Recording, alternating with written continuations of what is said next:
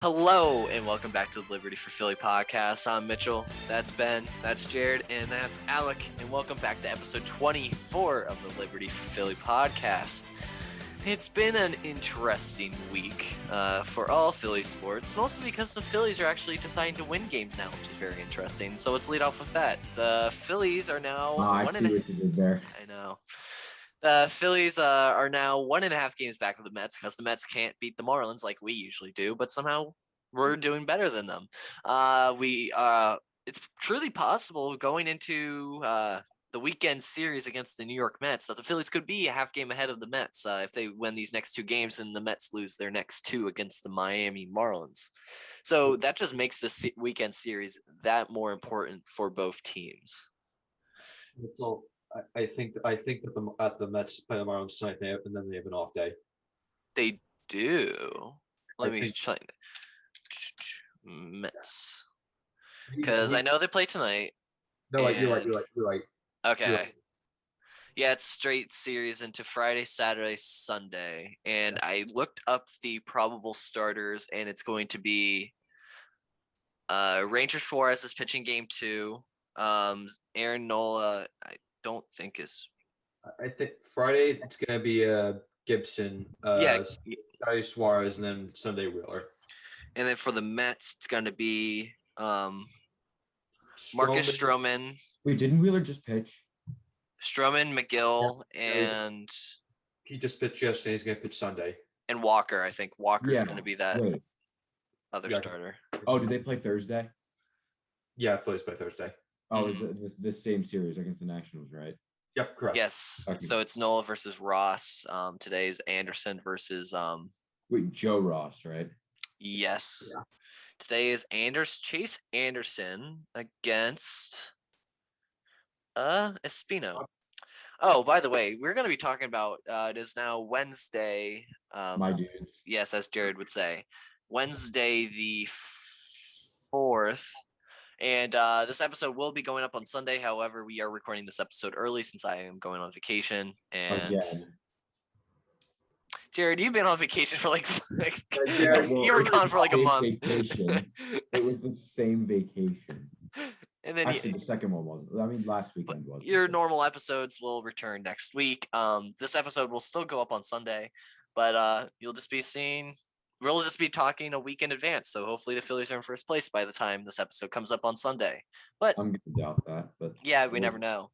So with the Phillies, they're about a week away from getting Freddie Galvis back from the IL. Other than that, do you think this Phillies team really has a chance if their offense stays hot like it has been? Do you think they have a chance to stay in this division? Well, taking a look, I mean, Mets are obviously struggling, and we are doing what we're supposed to do. Remember last episode what we were saying, that we wanted to sweep this national series? What have we taken, 2 out of 3 so far? We have won every game so far. We have won 3 games in a row. Yeah. Oh, it's 4-game series. Got it. Yeah. So we won the last game against the Pirates and first 2 in the series so far. Yeah, I pulled my best Tom Brady impression. I put up the 4 fingers. So anyway, no, we wanted them to sweep Washington. Hopefully they do tonight. Chase Anderson's obviously a tough task, so we'll have to see about that. But, I think we just need to hold out a few more weeks until we get Galvis. And again, it's so stupid that I say that because like in 2016, Alec, because remember we wanted him out, Alec? Yeah, I did. I remember we wanted him out just because like he wasn't a bad player, but we just wanted something in return for him. And I think the player who got returned was actually Angel de los Santos, who we ironically won out too. But anyway, the reason why I say we hold out for a few more weeks until we get him back, and that means keep winning. That doesn't mean lose. I'm saying because now we get defensive reinforcements. Now we actually have a troop that says, all right, I can play some decent defense and hold in some runs. But again, we need the offense to be top tier until we get that defensive reinforcement. Yeah, I agree. I mean, yeah, it's definitely going to help. I mean, I'd focus more on the rotation rather than just Galvis coming back because right now you have Wheeler, Nola, you have and Gibson, and your back end stars right now are Suarez and Anderson. And then Eflin, he should be back in 2 weeks now, 1-2 weeks. Probably should be hopefully later next week if everything goes well. Yeah, again, once they get F1 back, I mean, those are some pretty good. You got pretty good rotation right there.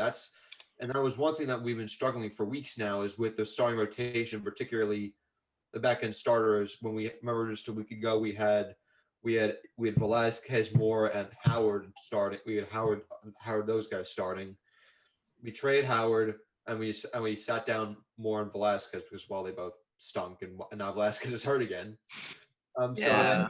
rotation's a lot better, and then hitting wise, Harper, Bohm,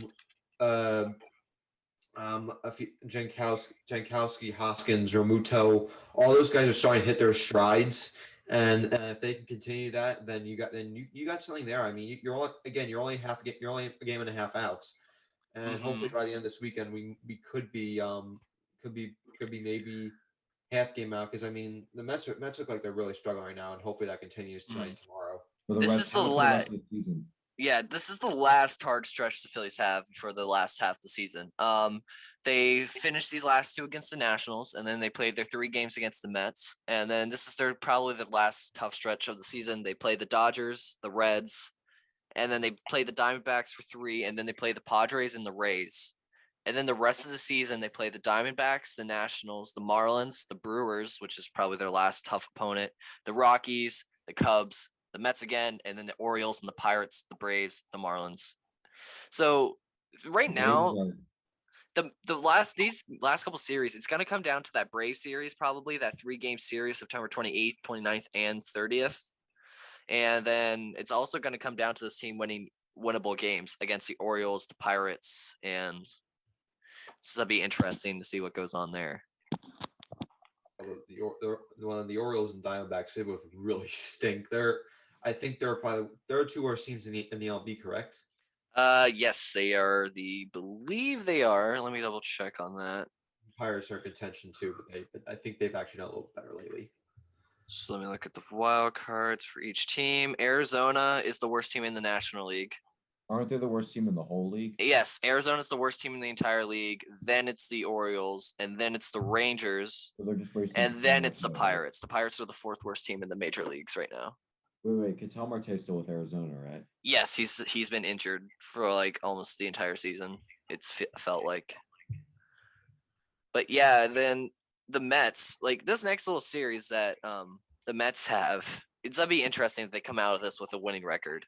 So they have to finish off their series against the Marlins, and then they play the Phillies, and then they play the Nationals, and then the Dodgers, Giants, Dodgers again, the Giants again, the Nationals again, then the Marlins, the Nationals, Marlins, then the Yankees, Cardinals, Phillies again, Red Sox, Brewers, Marlins, and then finish off with the Braves. So if you're looking schedule to schedule, the Phillies have the advantage here. But I don't know about the Braves, though. The Braves are kind of a weird team to think about because they're not out of it either, but just everybody's just focused on the Phillies and the Mets right now because they're the only teams in the division with a over 500 record. But the Braves are still, I think, are 2.5 games out. Yeah, but also the Phillies and the Mets are trash heap. Yeah, I mean the Phillies and the Mets are also teams with not like half their team injured. They have people injured, but I mean this team is in shambles right now. What the Braves are doing won't last. I don't think they got some decent players, but the thing is when you have a bunch of your pitching out as well as Acuna, you're not going to have a lot going. I don't think you're going to have a lot going for you. Yeah, if you're going, yeah, totally agree with you. Going off the schedules, I think the Phillies have the easiest, and then it's the Braves and the Mets. The Mets have the hardest schedule from this point on in the season. The Braves have the second, and the Phillies have the easiest schedule. And as you guys were saying, the Phillies right now have the Mets do have a great starting rotation. However, DeGrom is not close to returning. He keeps getting set back in his return because this is an injury that he's kept being set off on. Because earlier in the season, he had the same injury, came back from it really quick, had the same injury again, came back, and then now he's got the same injury again. It's going to be fun, even though this is like, even though Yeah, even though you can insert the meme of the two trash cans racing each other as the NL East baseball race, it's gonna be interesting. I mean, not the Dodgers. The Braves got a stretch where they're playing the Giants at home, and then the Dodgers away. Like they've got, and actually they got 2 days off too. Like they have off Wednesday and Thursday. I'm wondering. I'm thinking one of those days they probably make up that Padres game. Yeah, I feel Braves do have it. Yeah, talk while I figured this out. what was I gonna say? Oh yeah, I feel like the NL East actually has a lot of talent across a few of the teams. Well, now there's less. The Nationals just sold a few pieces, but it's just the fact that like nothing's been able to perform together.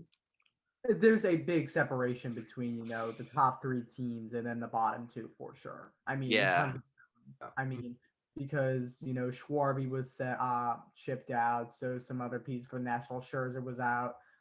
Trey Turner. I mean, they were all pretty close in terms of talent, except for the Marlins, which even they had some pieces of their own, and then just things just fell off between. Wait, Scherzer did get traded, right? Yes, he's making his Dodgers debut tonight. Dodger. Right. I thought he was going to San Diego. He was, and then the Dodgers, with their unlimited money, traded for him. Limited, yes, limited. Yes. So, Alec, about that weird finishing the game against the Padres. They're on that stretch in September. The Braves played the Giants, the Diamondbacks, and they played the Padres. Before the first game of that series, they're going to act as the home team and finish that game, and then they'll play a doubleheader later that night as the away team. So they're going to do like what the Blue Jays did with the Phillies when there was that summit. The Blue Jays are the technically home team, but it's at Philadelphia. I was at that game, believe it or not. I was in Toronto, quote. I went to a Toronto game. Oh, really? Yeah, it was in Philly. Wait, what? It was a Buffalo game or the Dunedin? No. It was like a couple years ago. It was when they were having a summit in Toronto with all the presidents and stuff. And it was at the hotel that the stadium's connected to. That was like they didn't want to. Yeah, Windows 95 up here. Took a look at it. I mean, also in that stretch too, the Braves are playing the Yankees as well. They're playing them at home. They haven't been that great this year, but they seem to be heating up a little bit lately. Once they got Rizzo and Gallo. Yeah, the Yankees are definitely heating up. And I mean, Yankees have a ton of talent. Just unfortunately. I mean, yeah, I know I talk about the Yanks, Jared. Anyway, no, they have Glaber, they have LeMahieu, they have tons of talent. Aaron Judge, and now Joey Gallo to be Rizzo, and Anthony Rizzo, yeah. And they tried to ship out Voit too. I mean, Voit's a good piece on his own. So they try to ship him out. Yeah, because they had no spot for him on the roster anymore, so they were trying to get rid of him. But that's just a team of. We'll make a good left bench. But yeah, no, they have a ton of talent, and I think they can beat the Braves pretty easily. I think they'll sweep that series, to be honest. Honestly, I as much as I hate saying this, I hope so. So the Phillies have 25 games in August. They started technically they have 28 games in this month, and they have started those games off with 3 straight games won. Out of those 25 games that they have left in the season, their hardest games are probably going to be against the Mets this weekend, the Dodgers at home, not in LA, the Reds at home, the Padres away, and then the Rays at home. Wait, who is this? This is the Phillies in the month of August. So I could see them beating the Diamondbacks and beating the Diamondbacks and the Nationals. So that's 4, 8. That's 11 out of that 25 they've already basically should win. And then now you have to take away what games they can probably take away from these other teams. And I think the most likely series out of the Reds, Dodgers, and Mets that the Phillies can win, and the Padres, is probably this weekend against the Mets. I really do think the Phillies will most likely sweep the Mets this weekend. I don't think the Reds are actually as good as you think. I know they have talent, but I feel like David Bell's kind of been holding them back a little bit. And the fact that nothing's been piecing together either. Well, the Reds did win 2 out of 3 against the Mets this past weekend, I believe. Good for them. I mean, their bullpen's brutal, and also Mitchell. As much as I like to believe it, the Phillies are not going to sweep the Mets. That's not. No matter how bad they are, the Phillies are just not going to do that. I know that for sure. I think 2 out of 3 is reasonable enough, but Yeah, 2 out of 3. I'm saying, but I think they should win the Gibson game. They should win the Wheeler game on Sunday. That Suarez game is once again a question mark, same as tonight in the series. It's like these 2 starts are going to be major question marks. Suarez did well in his debut and we won. And then Anderson's pitching tonight. I hope he does well. But then again, it's one of those things that you just kind of say, if it happens, it happens. But then again, it still works out the same. Say if the Mets lose tonight, we win, and the Mets lose again at some point, that game would just go void. So it's going to be an interesting week here. Also, the Phillies just released their 2022 schedule, and the Phillies are playing the AL West next year as their interleague team. Yes, they are, Jared. Yeah, I thought their rotation is supposed to be the Central. I thought. They changed it up. That sucks. So they begin next season on the road against the Astros and on the road against the Nationals before coming home for the first home series, which is against the Oakland Athletics. Oakland? Yes. And then Shohei Ohtani and Mike Trout come to town June 3rd to the 5th. Yeah, we get Mike Trout home. There honestly better be odd cheers for him. That I'm looking forward to because I think that'll sell out the park. That definitely will, especially with Ohtani. Yeah. Like, granted, Ohtani, hopefully he pitches one of those. If not, we could see him in left field. But hoping there's probably going to be a league-wide DH probably next year, hopefully. No, honestly, I like seeing pitchers hit, but I also don't like seeing pitchers hit. I'm with you, Mitchell. I really want that DH because the Phillies are screwed if Didi Gregorius has to stay on this team another year and play defense. Yeah. I can see him as a DH next year. Hoskins should be the DH. I'd rather the Phillies make. The Phillies need a good fielding first baseman. And I'm not having Alec Boehm there either. I'm trading Alec Boehm for Josh Johnson and Byron Buxton any day of the week. But that's not going to happen. That is so unrealistic. It's possible. No, I mean, I'm not saying it's realistic. I'm saying it's possible. There's no AI difficulties of Bill O'Brien, okay? I don't know. But it's possible. The Phillies, they have to do something. Dave Dombrowski decided to play passive so far at this year's trade deadline. And if he has to go out this free agency, like he must have been waiting, saying there's nothing we can really do now, and might as well wait till the winter, I guess. I mean, from what I know, the free agency class next year will be pretty strong, at least from what I've heard. A lot of shortstops out there, and then there's going to obviously be some other stuff as well. Overall, I would like to see. I mean, I would like to see him do more. Yeah, but the fact there's so many strong people in free agency, and if Middleton's willing to go over the luxury tax, then perhaps you can make some moves, which I agree with Jared. Middleton. Yeah, it says here some free agents include Zach Greinke, Justin Verlander, Nolan Arenado, Clayton Kershaw, Kershaw's going back. Scherzer, JD Martinez, Johnny Cueto, Buster Posey, Chris Bryant, Marcus Stroman, Kevin Gausman, Charlie Blackmon's a free agent, but he's 36. Marcus Semien, Freddie Freeman. He still hasn't been signed to an extension, which is interesting to see. Andrew McCutcheon's a free agent. Dexter Fowler, Kenley Jansen, Nick Castellanos, Charlie Morton, Brandon Belt, Yusei Kikuchi, and a lot more, including Noah Syndergaard, who I'd love to see here on the Phillies team if we're willing to pay the money for him. John Middleton willing to pay. Now that's hilarious. I know, that's kind of where this team, like, if Middleton wants to say we are going to win, he would pay money and go over the tax to get a good team rather than, because he got lucky. I think he still believes that he can win while keeping under the luxury tax, but he has to remember that the team that won the World Series was almost entirely built through prospects through the organization. Yeah, I Oh, mean, yeah, because the only one that really comes to mind that wasn't through the organization originally was Victorino. Because that was the Rule Victorino. that was Yeah, the the Rule Rule Wait, 5. Yeah. So a lot of them came from under wait, great wait, wait, wait, players wait. who Where did came out at the Victorino end. come from? The Padres, wasn't it? No, because I'm mixing up him and Odubel because they're both Rule 5 picks. Odubel is the Rangers. I know that. Shane Victorino was on the Padres. Oh. Interesting. Yep, Padres, Phillies, and then he went to the Dodgers, and then went to the Red Sox, and then went to the Angels. Yeah, he won a World Series with the Red Sox, so Mhm. sucker. Ben.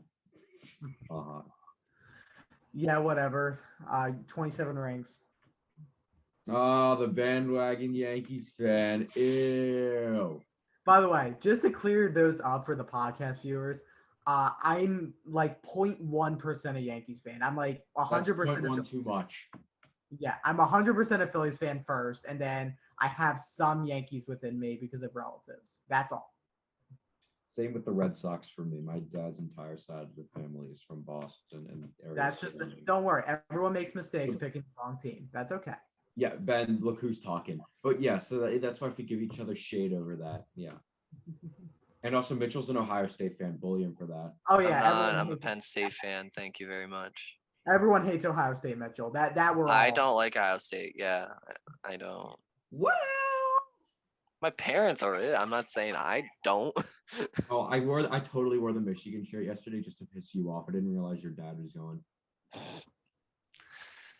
Yeah, so moving on to some Sixers. Do you think Ben Simmons is on the team game 1 next year? Yes, unfortunately. No. Nobody wants him.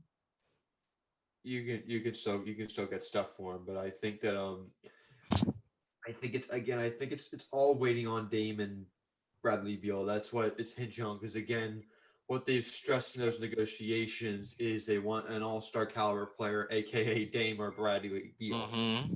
And They're not getting either one of them for Ben. I think they would have wished to trade him before the draft or at the draft, but because they don't know what the situations are, they decided to hold off. Yeah, Now- new update. I'm sorry, it's from Shams. New update on the Russell Westbrook Spencer Dinwiddie saga. It says that Russell Westbrook trade will also include a Dinwiddie possible trade as well. So right now he's not ruling out more teams being involved. However, he says minimum of 4 teams are in this trade: the Pacers, Nets, Lakers, Wizards. That's 4. Yeah, that's 4. So that'll be interesting to see what comes out of this trade of Russell going to LA, Kuzma going to Washington, and Pope going to Washington, and Dinwiddie going to Washington. It'll be interesting to see what else gets involved here, because it's been rumored that it could expand to an 8-team trade as well.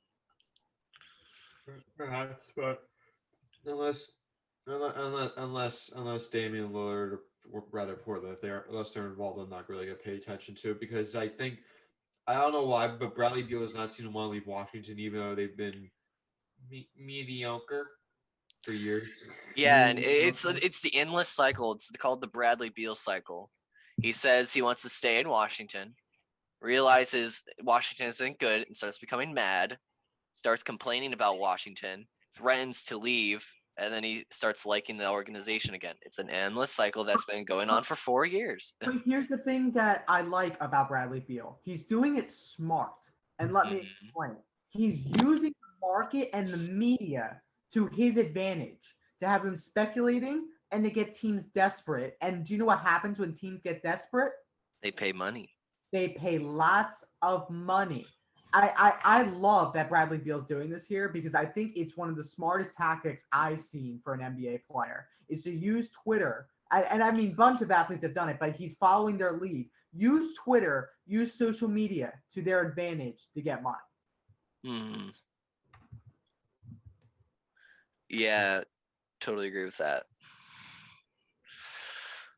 Would you settle for example, if you cannot get Beal or Dame, would you settle for picks and Buddy Hield?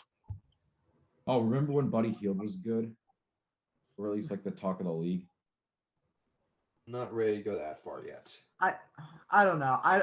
I would rather have pieces now, honestly, because I need JoJo to actually want to stay here, and Yeah. I want JoJo to actually say, look. Romero? He hasn't signed his extension yet, too, which is interesting. So that's my problem with me is that we have so many pieces to win right now. Why would we start planning for just tag for the future right now and get picks when we can win right now with more pieces? Yeah, apparently the Sixers are still trying to, like, Danny Green wants to come back, but the Sixers are like No, I trying. don't want It's Danny like, Green back. yeah. So I don't want him back either. I would give like him a- Matisse Thybulle preferred. Give him a new pair of shoes and send him out the door, please. Mm-hmm. Yeah. There's no use. But anyway, I because Seth Curry's under contract for what, one more year? Seth Curry is yes. Imagine if we both Currys on the same team. That's not Imagine. going to happen now because Curry signed Well, like a if Seth 5-year, goes like to Golden State, I mean. yeah. I know, but I know here's the Steph's not leaving. no. Seth is such a good piece for us. I love him at shooting guard. Mm-hmm. And He I can honestly, actually shoot. yeah, he can shoot exactly. He deserves to stay in that starting role. I'm not taking him out. Oh yeah, for sure. Yeah, Yeah. Andre Drummond, do you think you would want Embiid and Drummond on the floor at the same time? No, the fit doesn't work. You can't have two big guys on the floor at the same time because remember what happened with Embiid and Horford. They Oh, tried yeah. that. And being Noel too. Oh, we got George's Yang, I think is his name. Your Yeah. He signed your yesterday, I think. yeah. I mean, he's 2 years. He can't be that bad. I don't know what he's like though. I think he's a good shooting power forward, but that's about it. Which I mean, they could have used for a while now because again, they need a stretch four, and hopefully he can get a stretch four. Yeah. I am just trying to think. I mean, we have so many big men now, don't we? I mean, we have Andre Drummond. We have Philip Petrusev. I don't know if he's staying or not. We have Charles Bassey. I think he could make the roster. That guy's pretty good. I have a question, guys. Can we take Yeah. a break from the Sixers and point and laugh at what the Celtics are doing? What are they doing? They have like one true center or like two true centers, and hey, they have 8 shooting guards on the roster. Ha ha ha! Yeah. We let's laugh at them. We can do that anytime. Oh, what's it But- called? The Bulls are looking pretty good too. On paper. Mm-hmm. On paper, yeah. But I don't think Hield's enough. I think we need a really Same. solid guard at the one spot because we can obviously have Curry at 2, Tobias at 3, whoever we want at power forward at 4, and then Embiid at 5. And this is me just thinking out loud here. I think we need Lillard. I really do. I think that's Same. be your number one option. If you're looking at the team right now, only 3 people are guaranteed a starting spot: Embiid, Curry, and Harris, like you said. So that either leaves a small forward if you want to keep Harris at the power forward, and like as he said, but Drummond is a good player. I mean, he could start, but however, I don't think the double big's not going to work. I think the spacing works out best. So you say you have Harris, Embiid, 4-5. Then you have Curry at the 2, or actually Curry at the 3. That leaves you 2 spots open. I would prefer Thybulle and at one of those spots. Oh yeah, But for sure. then again, Beal and Lillard can both play point guard if they like to. It's like Beal especially. He can be a point guard if he decides to. Curry can also be the point guard if he likes to too. It's kind of Embiid can be the point guard if he really wanted to anyways. I'm not. So if I'm the Sixers and I have to decide between Damian Lillard and Bradley Beal. I'm taking Bradley Beal in that situation. Really? That's fair. Yeah, I mean, I prefer Bradley. To be honest, I think what I was hoping for this offseason was that the Sixers would trade Ben Simmons and package for Bradley Beal. That somehow we could bring in Kyle Lowry, and then with all of those stuff, Lowry's at the Heat. I think that could. I know he signed with the Heat. I know he signed with the Heat, but originally I was hoping that would happen, and that way we could have 3 really good all-star players. But again, unfortunately, it's not going to happen. So we have to look toward our next options. And also, why are we so opposed to Maxey starting at point guard? Because he was good last I'm year. not opposed to it. I'm just saying that I don't think he's there yet to be starting there, because if I'm the Sixers, I'm wanting to get Curry and Harris, Embiid, and possibly even Thibault out there. And if you have Maxey in there, it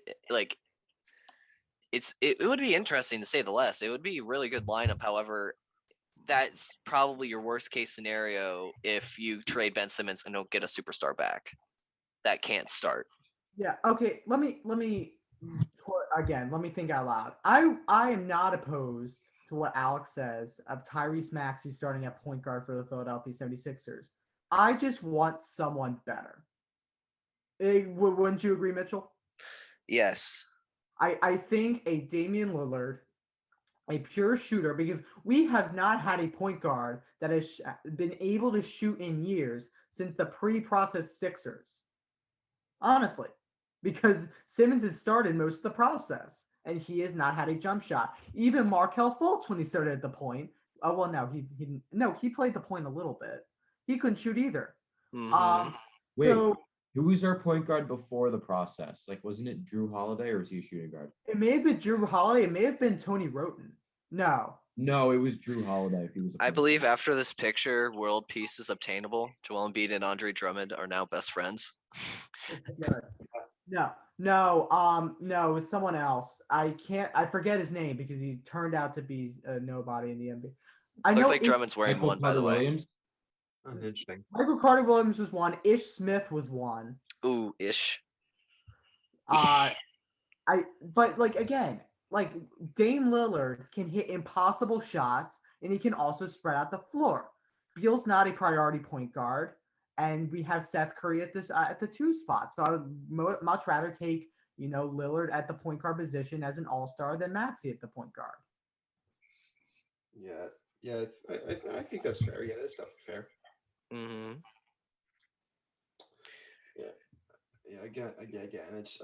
Again. I think that they're waiting on something. I think that Morey is waiting for something. You can't think that because he's the guy who tends to sell off a lot of assets and make blockbuster trades. So I can't imagine he hasn't done anything yet while not waiting on something. So I imagine having Ben Simmons right now is hurting the Sixers if they did want to go out in free agency and grab people, because they have no room left in the cap threshold to do any of this. Yeah, I think perhaps if they got rid of Ben, maybe they could have gone out and gotten Kyle Lowry, which they had the chance at the deadline last year. But I was like, the Hawks are insane for keeping him because they're just they're not gonna get anything in return for free agency. So they should take the best with what they get. And sure enough, that's what happened. They get any value for Kyle Lowry in return. Mm-hmm. Did they even get anything? What I heard like. I think it was just a plain old sign and trade, I believe. Like what they get back though? I don't think they got really that much back. I don't think they've officially released it. I don't believe, but I heard like Gordon Dragic and Precious Achua. Okay. My computer is gonna crash here. I'm just trying to look at make a fake trade, and my computer is just deciding not to work right now. So that's. Oh yeah, I wonder why. Probably because it's not going to work in real life because it thinks it's really stupid. Not like it was just working fine 2 seconds ago. Let me just close out. Well, 2 seconds ago you were complaining, so maybe not. Oh, it's working now. We're good. So, if there was, say, in that trades that's been rumored to be going on between the Nets, Lakers, Pacers, and Wizards. The Sixers were a fifth team involved. Do you think in that scenario, do you think the Sixers can get Beal? I don't think the Sixers are going to get either one of them. There's a good chance they won't, but and that kind of trade. I mean, unless the Wizards wanted to completely blow up the roster, I'd say no. But I mean, which they very well could, because it seems like they're trading for a lot of different guys, which could signal maybe perhaps a shakeup. And again, they could just be trying to fit other people in with Beal after they just trade away Russell Westbrook. Mm-hmm. So I don't get why they traded for him in the first place. True. Let me get this. Here we go. So, but it's really interesting to think about because the Nets don't have any first round picks left, to trade. Like literally, if they don't, they'll have one first round pick, and that's in 2028. Wait, the That's Nets their have next first round pick. That's their next first round pick because they spent them all to get James Harden. They have no first round picks left. I thought they gave them all to the Celtics like so many years ago. And they did that as well, but the Sixers, however, have next year's, the year after that. So they have 2022, 2023, 2024, 2020. They don't have 2025. They have 2026, 2027, 2028, and then every year after that. We still have $8 million in trade exemption from Al Horford's trade. So we still have $8.19 million just sitting around for trade exemption. That might be used on Danny Green. I'm thinking we're probably going to do a sign-in trade with Danny Green to make it easier. So you can see a trade with Ben, Danny. I don't understand the point of the sign-in. Mike Scott, we still have a cap hold on as well. We do. I thought he was a free agent. Here it says he's still a cap hold. Oh my god! I thought he was a free agent. He might be Mike Scott. Let me look. Yeah, because I would prefer not to. I would prefer not to have him roster. I like him, but again, I think that he. Yeah, it says here that it's most likely he's not going to be on the team next year because it says Drummond wearing one for the Sixers makes it seem that Mike Scott will not be on the team next year. Yeah, because I mean he didn't fit.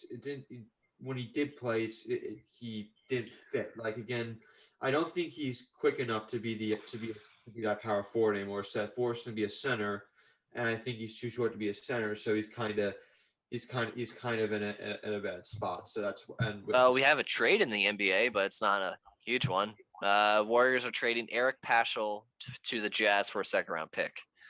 Nothing major, but at least it's something. Yeah. Isn't there a Jew in the NBA, but he just retired? Who? Omri Cat or something like that. Omri Caspi. Yeah. Omri Caspi. Yeah, I know what you're talking about. He just retired. Oh, he did. Oh, yeah. good. Wait, so what was the trade again? I'm sorry, Mitchell. It was Eric Paschall to the Jazz for a second-round pick. So nothing. The big thing is it's still people are still saying granted, it's still might not even happen at all, but it still says it could happen today. It could happen tomorrow. It's somewhat close, is what people are saying. Yeah. No, I mean Eric Paschall is a very good asset. I mean, he was scoring double digits at some points for the Warriors. Mm-hmm. Yeah, I mean, who knows? I mean, again, I think that trade we're talking about is not going to happen now. It's going to happen tomorrow. Yeah, I'm just looking here. So it's saying here it's sign and trade. It's via Real Quentin Mayo. He's a Wizards insider guy. Oh, okay. Just the tweets in this comment. I mean, the comments in this comment section is very funny.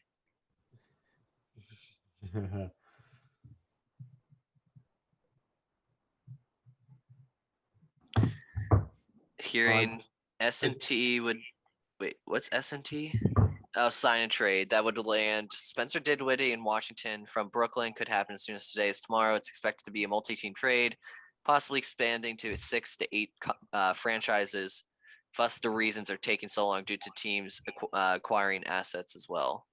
It says other teams involved are Chicago and Oklahoma City. Brooklyn's most recently requested Danny Avdija and a future first, second round pick from Washington. Wait, time out. Why would Beal want to stay with this? Because honestly, because he's got Kyle Kuzma, guys, and Contavious Caldwell Pope. I mean, come on. No. Okay, you think Spencer Dinwiddie is better than Russell Westbrook triple-double machine? Why would you want to stay? Like, why would you want to stay in that? Because popcorn. Yes, I love popcorn. It's a nice salty snack to pour on Russ's head. But honestly, like, unless you're getting paid Steph Curry money, I would never put myself in that environment. I would go somewhere else that actually wants to win and pay me.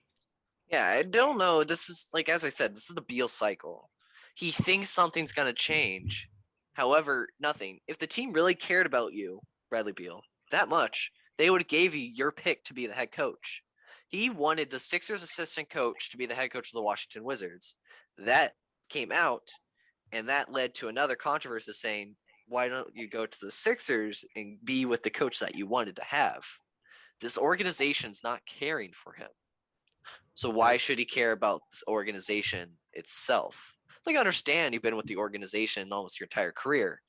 You've been supportive of the fans. You've been supportive of the team. But they're doing nothing to help you. Same with Damian Lillard. Has Portland done anything to help you? These players have had nothing good to say about the careers in these cities other than a few playoff wins.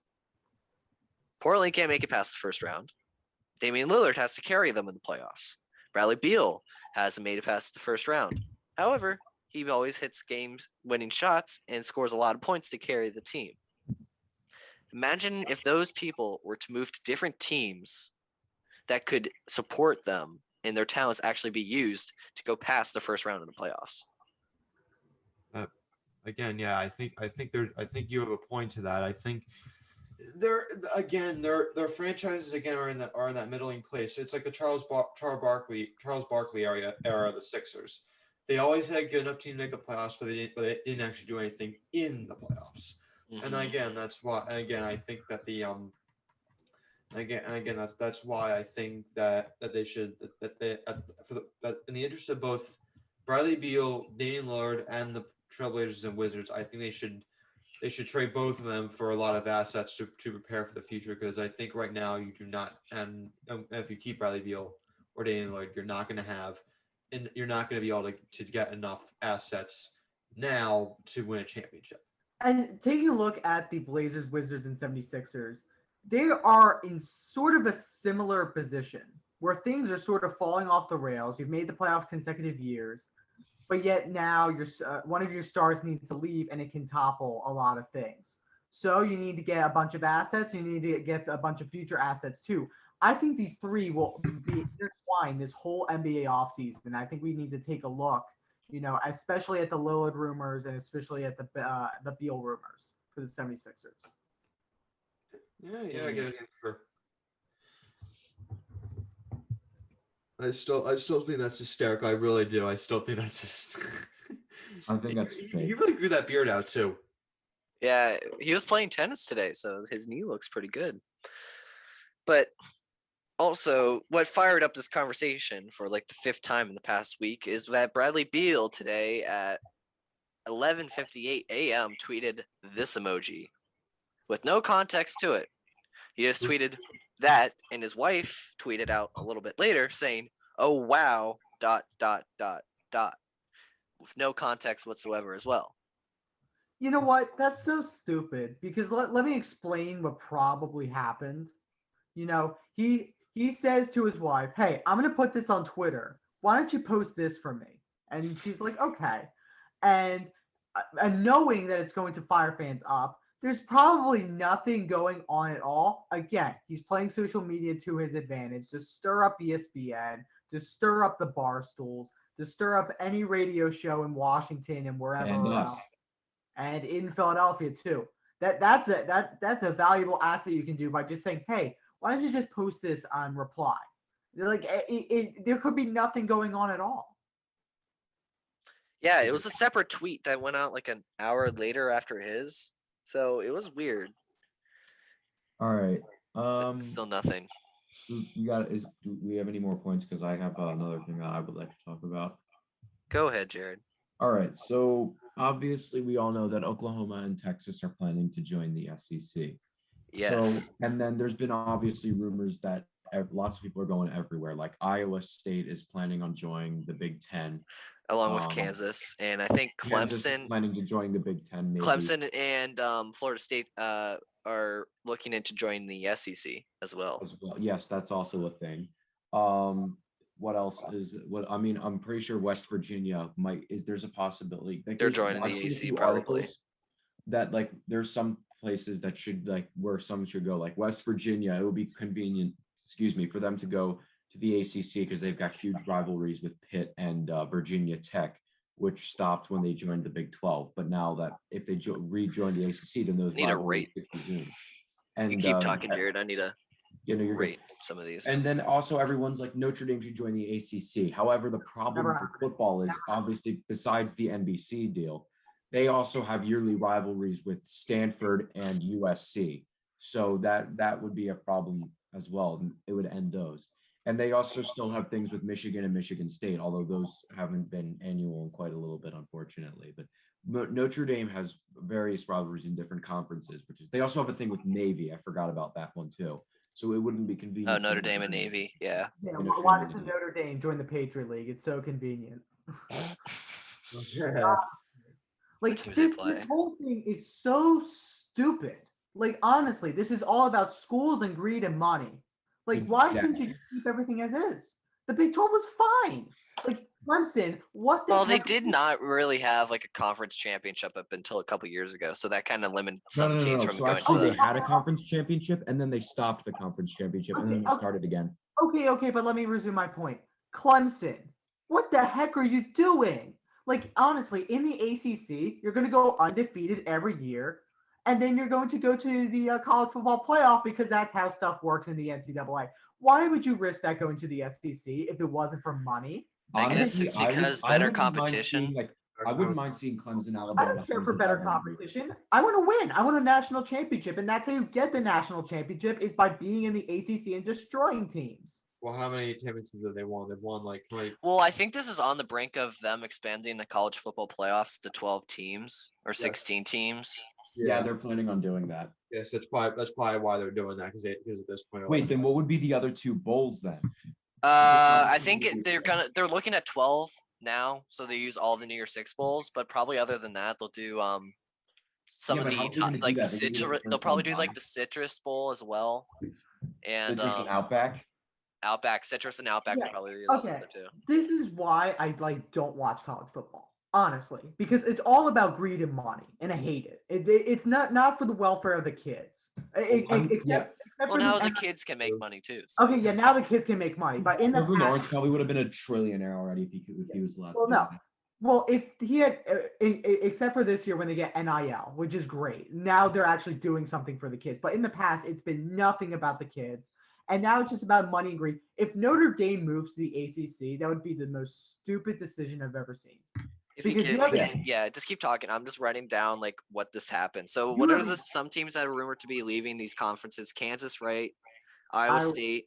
Everybody's going to be leaving. No, Florida State is going to dissolve. Yeah, right. So basically the Big 12, FSU, Clemson, West Virginia, and Notre Dame. I'll just start at that for right now. I'm just going through writing the conferences without the teams. Notre Dame, the whole reason they're independent and what people don't realize is a TV deal with NBC and NBC Sports to have an exclusive TV deal instead of a league deal that pays them more money. And if they leave that TV deal, they'll be losing millions upon millions of dollars. So Notre Dame is not doing anything of this league expansion stuff. They are sticking with the NBC Sports League and the Money League.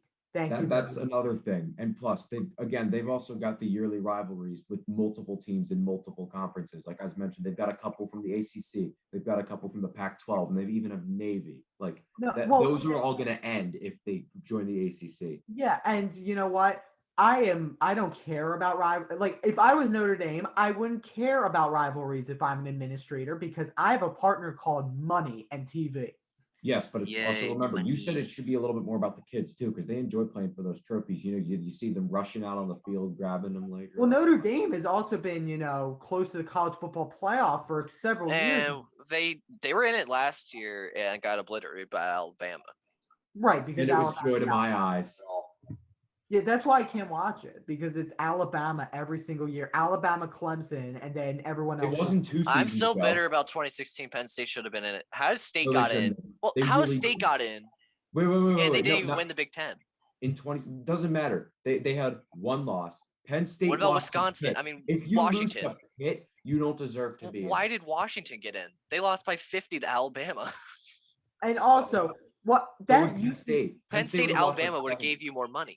And also, the UCF team with the Griffins, how are they not in the playoff? I know they're independent. It's because the American League is not part of the Power 5 conference. But they could go to any Power 5 conference school and absolutely kick their butt. So there's rumors about the American League as well. Some teams leaving and some of the former Big 12 teams joining them. This is an entire thing. The Americans trying to poach them. Yeah, I forgot about that. Like I'm still writing down the Big 10 and I have to write down the SEC I think if now. anybody, they might pick up Baylor and maybe Texas Tech. Other than that, I don't know. So, yeah, just keep talking. I just have to write down the ACC and the American, and then I don't know. I just think that college football, there's a big gap, like high school, in terms of the really good teams. I mean, Julian Fleming from Southern Columbia, and I've mentioned this before, barely plays for Ohio State, and he was a number 1 receiver in the country at one point. They are so stacked on so many levels, and there's such a big gap between them and even a middle team like Rutgers. It's unwatchable because they're going to win 52-0, and we know who's going to make the college football playoff until this year. Which I also want to say one thing as well. I've noticed the significant level of drop-off talent. Like, I don't know any quarterback that everyone's going to be like, wow, they're playing. Like, Tate Martell was one of the top quarterback prospects, but he's now on his 3rd school and he hasn't played a snap yet. Well, let me spill a name. Everybody's forgotten about the Pac-12. Like, Pac-12 is not even talked about anymore. Jared, let me spill a quarterback name. I just mentioned the Pac-12 earlier, but what? Let me spill a quarterback name for you, and he's a local kid that's going to be playing in a few years. Kyle McCord. Mm-hmm. This guy is the most accurate thrower I've ever seen. Where is he now? What? Where is he now? He is either going to be the starter or the backup for Ohio State. Okay. And which guy is it? Wait, where do you go to? Because I know there's this Texas guy who's skipping his senior year of high school. They have the number 1 recruit from this year. Yeah. They have another guy. That's 4 top recruits going there right now. They said there was a 3-way quarterback battle. I forget the 2 others, but Kyle McCord was also within. Where's he from? Where do you think? You said local. Like, where do you I know, but what high school do you think, Jared? Garnet Valley. Because you're biased. It is not Garnet Valley. Oh, I know that. It's the team that wins the state championship every single year. St. Joe's. St. Joe's Prep. But he's going to be connecting with Marvin Harrison Jr., also Ohio State. He may not even play. Did you say Marvin Harrison? Well, didn't that dude play his senior play for the Colts? He did. This is his son. And Jeremiah Trotter Jr. is going to Clemson from that team of St. Joe's Prep. But anyway, Marvin Harrison Jr. is the streakiest guy I've ever seen. He may not even touch the field, but at least he'll have a connection with McCord if he does. I mean, my point is, this Ohio State team's so stacked, it's almost unfair. So is Alabama, so is Clemson. Yeah, so I've also noticed that, in the past, there used to be, there was a lot more talented teams. Now I feel like it's just the same 3 or 4. But again, I feel like the talent level across college football. I'm just gonna put this out there while we're talking about this. None of these changes will most likely take effect until 2025, which is Oklahoma and Texas joining the SEC. So it's probably gonna take a little bit of time for these to happen. However, it's still gonna be major news. Oh, you know what matchup I'm looking forward to this year? What? Hopefully, if Penn State gets more talent, them against Auburn. I'm looking forward to the home. It's a whiteout too, and game day's gonna be there. It's gonna be interesting. Wait, isn't the whiteout usually against Ohio? Oh wait, It's at Ohio State this year, so they're having a student whiteout against Michigan, full whiteout against Auburn. Wait, why are they? Wait, why was Penn State so bad last year? They lost a lot of talent. Who? Penn State. They lost. No, they didn't lose much talent. Yeah, Yes, they they lost a did. little bit of talent, and the quarterback has an up and down tendency. No, the quarterback. If is he's hot, he's mediocre at hot. best. If he Sean sucks, the Clifford team is sucks. mediocre at best. He's a streaky guy. So terrible. is Trace McSorley, but they still actually pulled that one off. McSorley at least had a hot streak. And he had good receivers too. Allen Robinson, Mike Gesicki, Miles Sanders, tight end, buddy. Saquon Barkley. I've seen Still. one of them play high You school named one basketball. receiver. You named one receiver. A tight end. Who's the fast guy who's on the Denver Broncos now? Kenny KJ Galladay? Hamler. Oh, KJ Hamler. Oh, wait, not Kenny Galladay. They had who was the receiver that I'm trying to think of? Wait, didn't Kenny Galladay go to Penn State? I do not believe so. Or am I an idiot? I thought he did. I Just don't have- remember the name. I mean, he could, but I just don't remember the But name. anyway. Okay, I finally have written down all of the conferences. So if Florida State and Clemson were to leave the ACC, that would leave the ACC in a 4-7 and even balance. So the ACC would need 3 teams to fill out the spots. Oh, that never are mind. lost. I am an idiot. He went to North Dakota and Northern Illinois. So who was it? There was like a more well. Allen Robinson's the only one. I didn't realize maybe off the Robinson went to Penn State. I'm gonna look up their.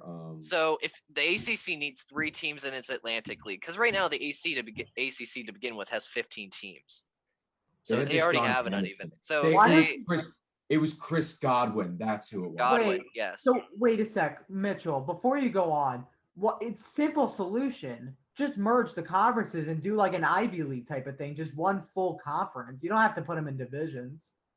Exactly. But so we were talking about West Virginia most likely goes to the ACC if they were to move on from the Big 12, correct? I think that would be their wisest choice. Either that or the American. So say if they move on there, that's West Virginia gone. Then in No, the the Big 12 is going to dissolve. There's no question about it. So say in the SEC, they have 1, 2, 3, 4, 5, 6 teams in its Eastern Conference. Oh, I 1, also 2, want to 3, say, 4, 5, Oh, 6. Mitchell, can I say What? something? The Yes. team, I also saw this article that I very much agreed with. The school that was hurt the most by this move is Oklahoma State. I can definitely say that. Because I forgot Vanderbilt. because they're not going to be in the same team. Like they're saying, like they're going to get less recruiting attention because they don't have Oklahoma, Texas, those guys in their conference anymore. So their talent is going to get. So say you have Florida State and Clemson join the SEC. I thought you were done. No, I was still talking. Thank you. But so as I was saying, like since their biggest rivals are now leaving, like they're going to get less attention from other like future prospects, so their talent level is going to go down. So then they're just going to get whipped by Oklahoma every year, assuming that rivalry still goes. So basically, I do agree. Oklahoma State will be hurt the most by this move, this transition from Oklahoma and Texas going to the SEC and the Big 12 dissolving. Okay, now you may talk. So after just moving FSU, Clemson, Oklahoma, and Texas into the SEC, you would have 18 teams in that conference. In the SEC East, you would have Florida, Georgia, Kentucky, Missouri, South Carolina, Tennessee, Vanderbilt, Florida State, and Clemson. In the West, you would have Alabama, Arkansas, Auburn, LSU, MSU, which Mississippi State, Ole Miss, Texas A&M, Texas, and Oklahoma. In that conference. And then if you're adding, say, Iowa State and Kansas to the Big Ten. Imagine saying the Power 4 conferences, honestly. It just feels weird saying that already. They'll probably make the American the Power 5 if they do get one of these teams. No.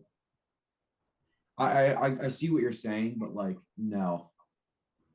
I just don't think that's the case because they're not like bigger schools mostly. I feel like Temple, UConn just left, I'm pretty sure. Temple being a Power 5 conference, imagine that. Being a part of it. I mean, they're not a whole conference. Jeez. Oh, also, I just looked it up. Oklahoma State is rumored to be also joining the Big Ten. So That just doesn't make any sense. they just want to join the Big Ten, and then that would just need the Big Ten would need another team in order That to. just doesn't make any sense to me, honestly. I wouldn't mind. Iowa State joining makes sense, but maybe Kansas. I don't really know if it does. I don't see like. I mean, So- again, the most logical one. So out of these like 3 teams remaining, Well, like what? without. Oh, sorry, Mitchell. Wouldn't Kansas State make the most sense for the Big Ten as they would face Kansas? That's what I'm thinking. Kansas If you're State adding could do it. Oklahoma, like Kansas, Iowa State, I would add Kansas State as well because if you're looking for that 4th team, because you would have to probably poach one from the American Conference to join the Big Ten if you really wanted that. But might as well just add Kansas State to continue the rivalry. That's not much of a rivalry for. I feel like 'Cause, no. yeah. Kansas State's biggest rival, arguably, is probably is it Kansas State or is it Kansas? No, I think it's Kansas State's actually biggest rival might be I think it might be Iowa State. Nah. Well, Yeah. it's a state rivalry, Jared. They do have. I think they do have a trophy for that game. Kansas State and Iowa State, they have a trophy for it. Well, I thought Kansas State, Kansas also have a trophy. Yeah, but Kansas just hasn't been good since that one fluke year in Yeah, but it's a 2007. state. It's a battle for the state. That's what I like about all old And college. Kansas is a basketball school anyway. Well, That's why but they want to join the Big Ten. Yeah, this changes everything, Jared. Not just football. Yeah, I know.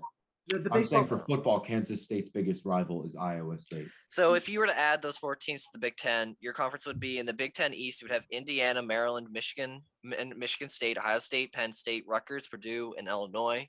Then in the West, you would have Northwestern, Iowa, Minnesota, Nebraska, Wisconsin, Iowa State, Kansas, Oklahoma State, and Kansas State. Wait. would be You interesting to you see. said Purdue and Illinois would be moving to the East, correct? Yeah, Purdue and Illinois would move to the Eastern Conference. That would make the Illabuck easier for that thing. Although Ohio State wins that every year. So then that would leave 3 teams out of the Big 12 without a home: Baylor, TCU, and Texas Tech. Do you know what would be super smart? You go independent, honestly, because what you can do is you can say You to a must do network, that. "Hey, I will give you exclusive access to our school for X amount of money," and you can just play whatever school you wanted. Penn For- State did that for a long time, but now they're Yeah, in and the so And does then they Notre joined the Dame, Big Ten because they wanted to play tougher competition because they weren't getting recognized. and so does Army. Of course, Army's not making money, but they could, Kansas State and Texas Tech. They could do like Fox. No, not Kansas State. Texas Tech could do Fox. One can do like at CBS. It could I be- see. So I see out of those 3 teams, I think Never mind. TCU moves to the American Conference. To be honest with Yeah, I you, agree. TCU is- Baylor eh, should go too. If Baylor's TCU goes, I not going think to the Baylor should American. go. Baylor's too high ranking to be playing because they just won the national championship in basketball. I don't think they're going to be So, playing in the American League against teams like Wichita Cincinnati. State. Well, if It I'm doesn't Baylor, matter if I'm Baylor just moving. won the national championship. I, I mean, think they have Baylor and Texas Tech are gonna Cincinnati. be- They have Cincinnati.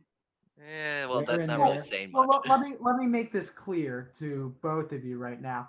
Memphis is good at basketball too. Sorry. We're looking at a tree here in conference movement when we have to look at a forest. Remember, there's other sports that these student athletes have to play too, and we can't be focusing on, hey, Cincinnati's in a basketball conference. Who cares? I mean, it has to be in money for the school, convenience for the school, because I think looking at football conferences, basketball conferences is great. But again, there's sports like gymnastics, there's sports like fencing that all Yeah, have but to nobody be cares about those. That's the difference. Yeah, I was about to say like fencing's not a highly watched sport. Right, but the administrators have to care about those. That's their job as an AD. So they have to do whatever considers best. I mean, for Notre Dame is independent for football, but they're still with the ACC for everything else, aren't they?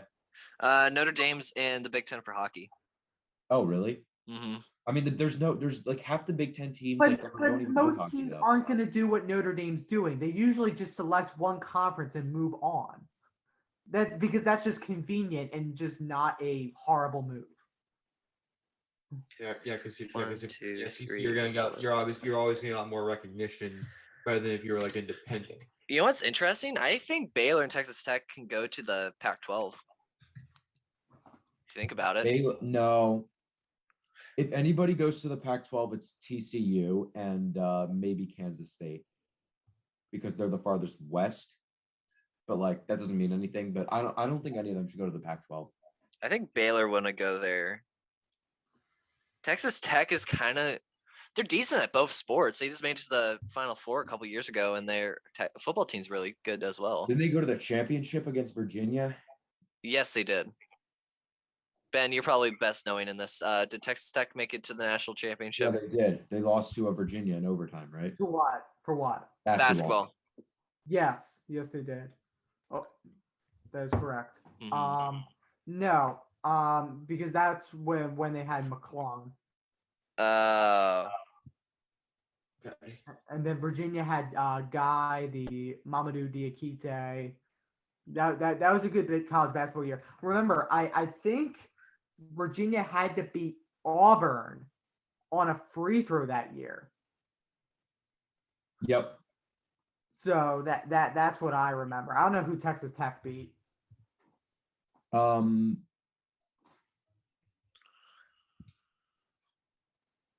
It wasn't Oregon. I thought it was Oregon for a hot second. I can look it up.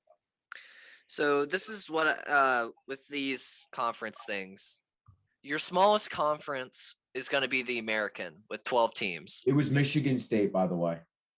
Thank you. Yeah, I do remember that now. Mm-hmm. So in these, so you obviously will have your one independent, which is Notre Dame. Like obviously there's more, but your main one's going to be Notre Dame. BYU, Army, UMass, and there's one more. Notre Dame. Well, no. One more after that too. I feel like. I don't know. Last I checked, I feel like last time I looked, there was 5 independents. And then there's 2 tied for 14. The ACC and the Pac-12 will both have 14 teams. If Baylor and say Texas Tech. New Mexico State. Yeah, that's why I didn't know. And then you have your 2 big conferences, 18 teams each, SEC and the Big Ten. So is the that'd ACC be interesting. Dissolved too, or are they just going down ACC would have 14 teams. 14. Oh, right, with the new the guys joining. Yeah. Wait a minute. No, we didn't fill out the rest of the ACC because it's still uneven. Well, actually, no, I fixed it. They have again, divisions don't matter as long as there's enough teams in the one conference. There's 12 in the ACC. Because you just move. Yeah, that's why I love the Ivy League instead of any other conference because it's the same 8 teams. There's no divisions, no nothing, just straight basketball, football, 8 teams. Well, no, basketball, there's no division. That's just a football thing. Right, but I'm just saying that, it's just much better. I think it's just a football thing. It's better for Big Ten, there's conferences as well. Yeah. In basketball. Divisions. It's just way more consistent and it's way less confusing. And frankly stupid to make that clear. The Big 12 got rid of divisions after Missouri and Missouri left, and Texas A&M. Yeah, Missouri's in the SEC. That is correct. Yeah, Missouri and Texas A&M. After they left, they got rid of divisions. So if you're saying with the college football playoff, and say all these moves happen, you have 2 mega conferences in the SEC, the Big Ten, then you have your Pac-12, American, and ACC. Would you make the expanded playoffs 12 or 16 teams? 12. I would start with 12, but I would because I wouldn't know what the other 2 bowls are going to be because there's only 6 major bowls. Probably the Outback and Citrus Bowl, if I had to guess. Yeah, but those both were SEC and the Big Ten, and I think one of those are. It's also too many teams because when you have 16 teams, you're going to have more beatdowns, like Notre Dame versus Clemson a few years back. But that kind of makes sense though if it's 16 teams. I mean, it gives everybody a chance. It's like saying yes, but no. You want it still to be exclusive. You want people to try. Mm-hmm. Like the Ivy League tournament, and I hate mentioning the Ivy League again, does not have all its members go to the tournament. Jared, can you name how many teams go to the Ivy League tournament? Brady's favorite number, 4. 4. Because they choose half the teams, and they have to battle it out for the regular season. Same here, but it also gives some of the lower conference teams, like maybe that UCF team with the Griffins that absolutely wrecked teams. They 2017 in that playoff. Like I think it just opens it more, but it has to also be exclusive. I remember UCF, I believe it was either the year before or 2 years before, they went 0-12, and they were able to turn it around in a year or two, which is go 13-0, which is impressive. Yeah, to give that team not a chance in the college football playoffs is absolutely disastrous. That's embarrassing. I agree with you. Maybe because they didn't play good enough competition or something like that. 1, 2, 3, 4, 5 versus the 12th seed. Wait, no, that's not. Wait, yeah, that's how it works. 6 would play the 11th seed. Yeah. Wait. Yeah. Yeah, and a 16 thing, it's 6 versus 11, 7, 10, 8, 9. 7, 10, 8, 9, and that's the last game is the 8, 9, right? If you're going 116. No, there's also an 8.5 versus 9.5. Yeah. So if you were going off of, because I believe they would decide this by like the college football playoff, like top 16 teams, if you like the final rankings, So if I'm going off of last year's rankings, in that last week, these are the teams and who they would be playing in these games. And tell me which ones you would be like actually like interested in if the thing can load. Why don't you do 2019? That was just an overall better year. Do you guys want me to do 2019? Yeah, let's do 2019. Yeah, because like there was only like 4 good teams, like 5 good teams last year. 5 legit teams. It's true with and all maybe the Florida, Georgia. So actually, I want to do 2016. 2016 is my favorite year. While Mitchell's pulling that up, doesn't James Franklin look like the guy who would absolutely cheat for anything? He looks like that type of guy. Honestly, do you see how many recruits we have for next year? We have too many recruits. My favorite college football year is either 2011 or 2013. Oh, here we go. All right. Final rankings. These are correct, right? Or maybe 2012 because Notre Dame got their. So obviously your number 1 seed for is going to be Alabama. That was the year that Clemson beat him with a late touchdown, right? I believe. Yeah. No, yeah. Mm-hmm. And that's the year Ohio State lost, I think 40-0 against Clemson or something like that. They didn't. I think it was 38-0. And then they would be playing the 16th ranked team that year was West Virginia. So are you doing the final? Are you doing the final college football playoff poll? Yes. Good. So then West Virginia, your number 2 seed would have obviously been Clemson.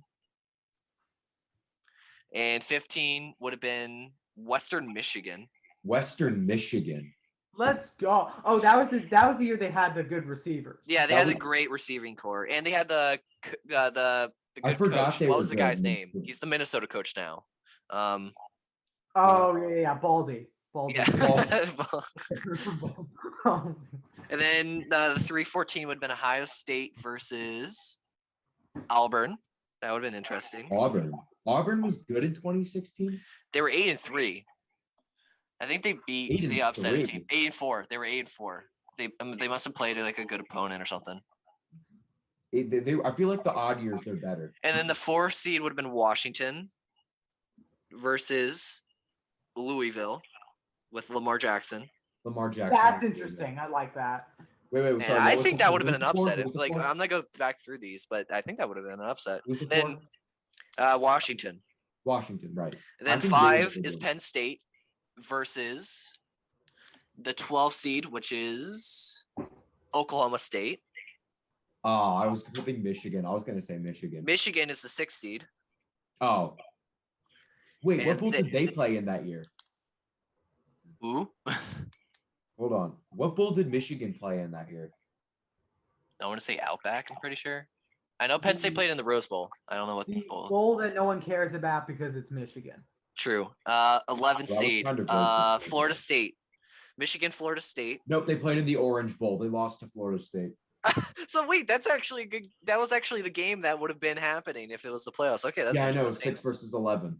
7, Oklahoma versus the 10th seed, which is Colorado. That was I Josh forgot Allen Colorado was good as well. and Well, Kyler Murray, I believe. Colorado was no. Josh Allen is Wyoming. No, that year was Baker. Oh, was it Baker? Yeah, it was Baker 2019. Yeah, I mean Josh, 2016. yeah, And Josh 2017, Allen. I believe, as well. Because that was the year that Georgia 8 beat would have been Oklahoma. Wisconsin versus the 9 seed, which was USC. That's interesting to think about. Then I feel like the Big Ten doesn't usually do well against the Pac-12, like especially in the Rose Bowl. I feel unless if it's Ohio State, but That's fair. Yeah. so like, if we're doing that, okay. I feel like the only Big Ten team that's won the Rose Bowl recently was Ohio State. Otherwise, it's been the Pac-12. All right, so you got Alabama versus West Virginia. Alabama wins that, right?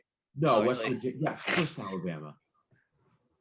And then they would play the winner of the 8-9, which is Wisconsin USC. USC went on to win. That was Sam Darnold. That was the choke. That was the choke of the Rose Bowl. The Rose Bowl choke. I think USC would win. USC. And You guys then remember in 2012, USC started out as the 1, and then they finished like 7-6 or something like that. so Alabama versus USC, who wins? Do you Alabama. Okay. Did you not hear what I just said? Nobody? Okay. Nobody All right, remembers. so Alabama stays in. All right, next up we have the 4-15 game, which is Washington versus Lamar Jackson. 4-15. 4-13, my bad. There you go. I can't count. I And think Louisville wins that one. I think that's an upset. Don't you agree, Lamar Jackson? I think agree. Lamar Jackson would win that one. Yeah, I could see an upset there. Was the Washington quarterback Jacob Eason? I believe so. No, I think it No, was that was Browning. Washington's. Yeah, it was the other one. Oh yeah, It was Browning. Browning. And then That's- 5-12. Then Penn State versus Oklahoma State. Penn State probably wins that game. Then Penn State with Trace McSorley and Saquon Barkley and Allen Robinson and Chris Godwin and Michael Parsons, a young Michael Parsons Grant Haley. and Grant Haley. Who do you think that team beats Lamar Jackson? Because I think that Yes. defense, yeah. Louisville didn't have exactly the best defense. So then that would have been Alabama versus Penn State. I think Alabama wins that game if I'm being Oh wait, honest now with that I you. think about it, I feel like it would have been an offensive. I knew it would have been a close game. It but would have been either high way, if it's Alabama- Either way, Alabama's winning. Yes. And then next we got the 2 versus the 15. So we got Clemson, Western Michigan. I don't know, guys. Western Michigan, though? I mean, no. Deshaun Watson's too much. Oh, that's right. This is Deshaun. And then they would play 7-10 seed, which is Oklahoma, Colorado. So Josh Allen versus Baker Oklahoma. Mayfield. Josh who? Allen. Wait, no, Josh Allen was on Wyoming. That's not Josh Colorado. Allen's Wyoming. That's right. Who's Colorado? yeah. Who was on Colorado? I don't No. care. I don't know. Yeah, Oklahoma's winning that game. So Come on, Mitchell. okay, get it? Because Oklahoma. Never mind. No. And then so Clemson, Oklahoma. Deshaun Watson versus Baker Mayfield. Boomer Sooner. Deshaun Watson. But I What? think Clemson wins that game, right? I think Clemson does too. Yeah. Oklahoma doesn't have a defense. In fact, Big 12 teams don't even know what a defense is. Next one, 3-14. Ohio State versus Auburn. Ohio State probably wins. It's an even year, so Ohio State. And then Michigan, and then they would play Michigan FSU. Michigan, right? Michigan Florida beats State. Florida State. Well, maybe. I don't know. Who was their quarterback this year? It was Francois, right? Mm-hmm. No, he was So- hurt. No, this is the year he tore his ACL, so it's a No, it backup. wasn't. No. Oh, The then it year is he tore his Francois. ACL And was then the it- next then it year. is Whichever Francois. year they opened up against Alabama. Yeah, then it was Francois. Hold on. Florida State 2016. I'm Florida just saying Michigan wins. I this don't know. game. I mean, Wilton Spite had a really good year. Their defense was really good. I honestly think Michigan would win in a rematch. 2016 Michigan over 2016. So Uh, then, Michigan or Ohio State. No, this was the year that Florida State opened up against Ole Miss. So no, their quarterback was indeed DeAndre Francois. So do you think Michigan or Ohio State wins in that next round? Oh, but they had Dalvin Cook that year too. Oh, so then all right. So you think Michigan? So you think Florida I State still wins think that game? Michigan would win Okay. the rematch. So then Michigan versus Ohio State, a rematch of the game that happened a little bit earlier. Yeah, Ohio State would win by much more than 3. All right, and then Wait, I messed up. No, I didn't. Ohio State versus Clemson. So basically, this is leading to the same I know final. it was a 2-3, but Ohio State was really playing down at their competition that game. So probably Clemson as well, and then Clemson, Alabama. Alabama probably wins the same thing. Clemson. Oh, Clemson. Oh, Alabama doesn't have that much of an offense. I mean, yes, it was Jalen Hurts, but they had a better offense than Jake Coker. But in the end, I like this. They lost Kenyon Drake. Mhm. They lost whoever their other running back was that started in 2012. TJ Yeldon. He was no more. He was gone too. They did have Derrick Henry, yes, but they don't exactly have a quarterback. Amari Cooper is gone too. They didn't really. Their receiving core wasn't as strong either that year quite yet. Mhm. So I think actually Clemson has the better offense, and Clemson wins that game again. So it's gonna be interesting to see. I think this is an interesting idea for football. Then again, you have to account for these Jalen kids Hurts and was actually the injuries. only reason that they were still in the game, by the way. But it's gonna be interesting to see all these games. It would have been interesting to say Washington lose to Louisville, and in that seed, it would be interesting to see all these upsets. Hopefully, we revisit this at some other point and it comes true. Well, this has been episode 24 of the Liberty for Philly podcast. You got any last comments for us, Ben? I'm in the lead in the baseball pool. You are still in the lead. Follow, please, Mr. Alucard. Thank you. I'm right behind you. I'm not that. You know what, guys? You're 6 back, Alec. I want to say, how as much as I want to end this thing, I'm really glad that the Cubs are going to suck for a long time. And on that note, thank you for tuning in to the Kobe Bryant episode of the Liberty for Philly podcast. Once again, make sure to follow us on Twitter, leave a like, subscribe, leave your comments down in the comment section down below. You made it to another episode. See you guys next time.